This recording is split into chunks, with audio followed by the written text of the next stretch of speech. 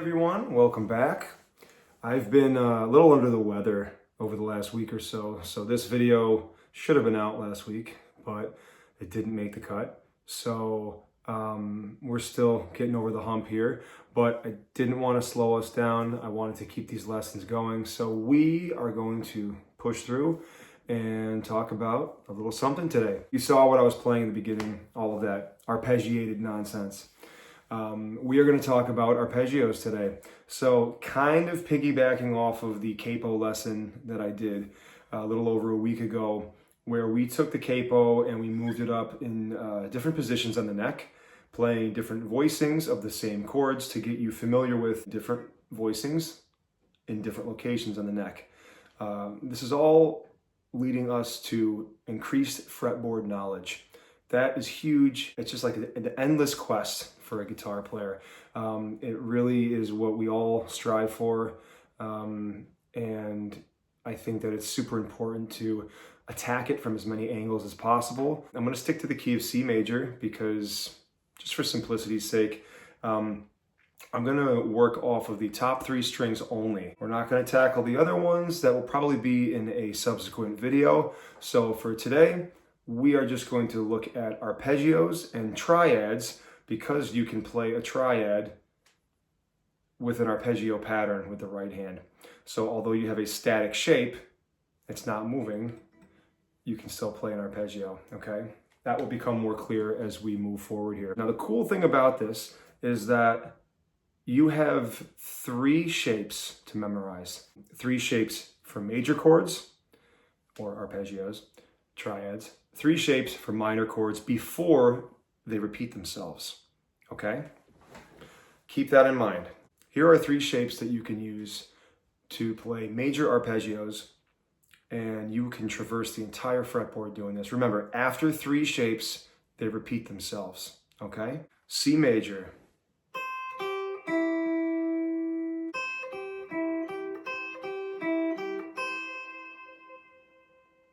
Here's the next shape for C major.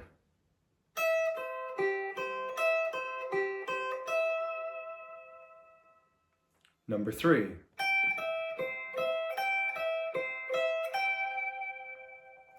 If we were to continue, we would simply be playing the first shape up 1 octave higher.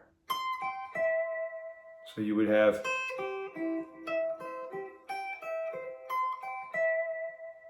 okay? Let me give you those fret numbers, all right? We have 8, 3 on the high E, 5 on the B.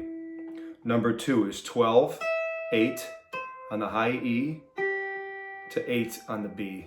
Number 3, 15 to 12 on the high E to 13 on the B. If you were to repeat the first shape, you would have 18, 20, 15, 17. All right? So now what I want to show you are 3 triad shapes that you can use for major chords. That same rules apply. So once you play these 3 shapes, if you continue, you're going to just recycle those 3 shapes, okay? We're going to stick with C major, no open strings. Check it out. Number 1. I'm going to go from the low strings to the high strings now. Okay? Number 2. Number 3. If you were to repeat those, you'd end up here. Okay? From the G to the B to the E, we have 5, 5, 3. We have 9, 8, 8. We have 12, 13, 12. And repeating the first one, we have 17, 17, 15. Now, we're going to switch over to the dark side here. I don't want to use C for the minor shapes. I would rather use its counterpart, its relative minor, A minor, okay? It just puts your fingers in different locations. I think it's good to learn these shapes separate from one another, not from the same tonal center in the beginning. I think it's easier to remember them that way, okay? 8, 5 on the E, 5 on the B. 12, 8, 10. So 12, 8 on the E, 10 on the B. Last one, 17, 12, 13 on the B. And if we were to keep going, we have, I can't count, 20, 17 on the E, 17 on the B. Okay, now we're gonna do the triads, okay? The more block sort of shapes. From the low strings to the high strings, 5, 5, 5. Okay, and then we have 9, 10, 8. And then we have 14, 13, 12. And then if we were to keep going, we have 17, 17, 17. I hope you found this useful. I think it's a great way to begin to think horizontally when it comes to learning the fretboard. We so often learn shapes vertically that we kind of forget that the guitar also goes this way too. Because really eventually you want to be able to go kind of in a diagonal fashion. I don't know what I was doing with my hand there. That didn't look very diagonal, did it? But I hope this helped.